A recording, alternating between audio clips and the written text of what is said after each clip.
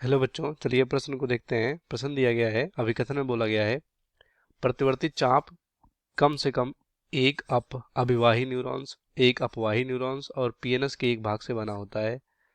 तर्क में बोला गया है अपवाही न्यूरॉन्स एक संवेदी अंग से संकेत ग्रहण करता है और आवेग को आधारीय तंत्रिका रूट द्वारा पीएनएस में ले जाता है।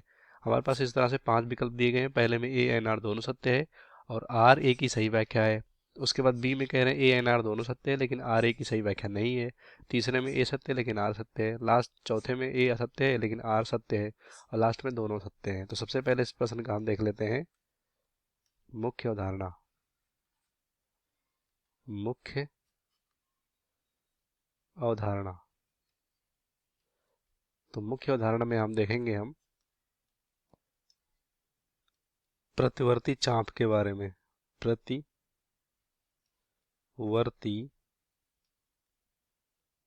चाप,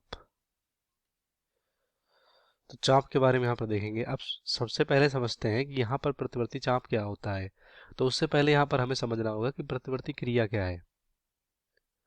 तो प्रतिवर्ती क्रिया हम इसको इस तरह से समझते हैं, एक बेसिक डायग्राम के थ्रू समझ लेते हैं। जैसे कि मान लें कि हमारा ये मस्तिष्क है। क्या है? मस्तिष्क। ये मस्तिष्क हो गया और ये कोई यहाँ पर संवेदी संवेदी अंग है, जैसे कि हमारा त्वचा मान सकते हैं संवेदी अंग। और यहाँ पर इसको हम क्या मान सकते हैं? त्वचा। ठीक है, त्वचा। तो जैसे त्वचा में कोई सुई या हमें पिन चुभोया गया।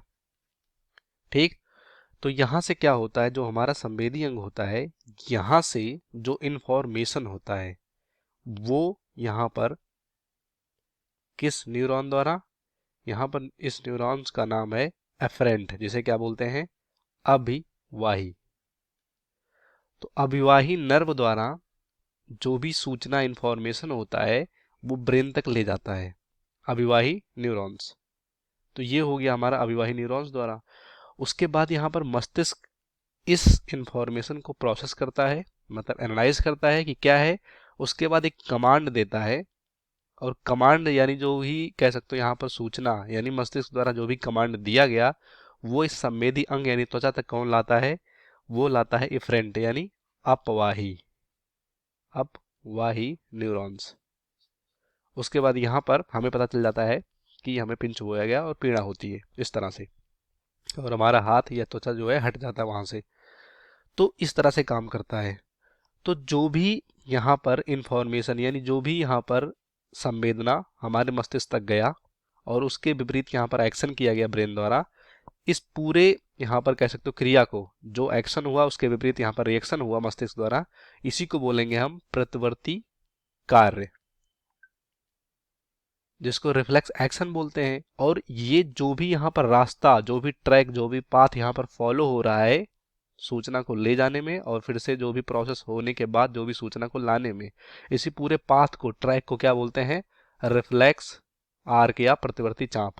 तो इतना अगर आपको समझ में आया होगा कि प्रतिवर्ती चाप क्या होता है, तो बस यही होता है जो हमारा जिस रास्ते को फॉलो करके हमारा सूचना जा रहा है ब्रेन तक और रिटर्न फिर आ रहा है संवेदी अंग तक, इसी को बोलते हैं प्रतिवर्ती चाप। अब यहाँ पर बोला गया है कि प्रतिवर्ती चाप कम से कम एक अपवाही अपवाही न्यूरॉन्स, सही है, अपवाही न्यूरॉन्स ये भी सही है, और पीएनएस से भाग, मतलब पीएनएस के भाग से बना होता है। तो हमारा अपवाही अपवाही दोनों सही था लेकिन पीएनएस इसमें भाग नहीं लेता, क्योंकि जो भी प्रतिवर्ती चाप है ये कहाँ पर, ये स्पाइनल कार्ड में हो रहा है, यानी स्पाइनल जो कार्ड होता है हमारा, यहाँ पर ये हो रहा है। पीएनएस से इससे कोई मतलब यहाँ पर नहीं है। तो ये हमारा पहला गलत हो जाएगा। उसके बाद दूसरे में कह रहे हैं कि अब अपवाही न्यूरॉन्स है एक संवेदी अंग से संकेत ग्रहण करता है। तो देखो अपवाही यहाँ पर है, ये क्या करता है? ब्रेन से इंफॉर्मेशन लेता है और संवेदी अंग तक ले जाता है, जो कि यहाँ पर उल्टा बोल रहे हैं, और आवेग को आधारीय रूट से। तो यहाँ पर ये वाला तो मतलब ही नहीं है, ये वाला तो बात की बात है।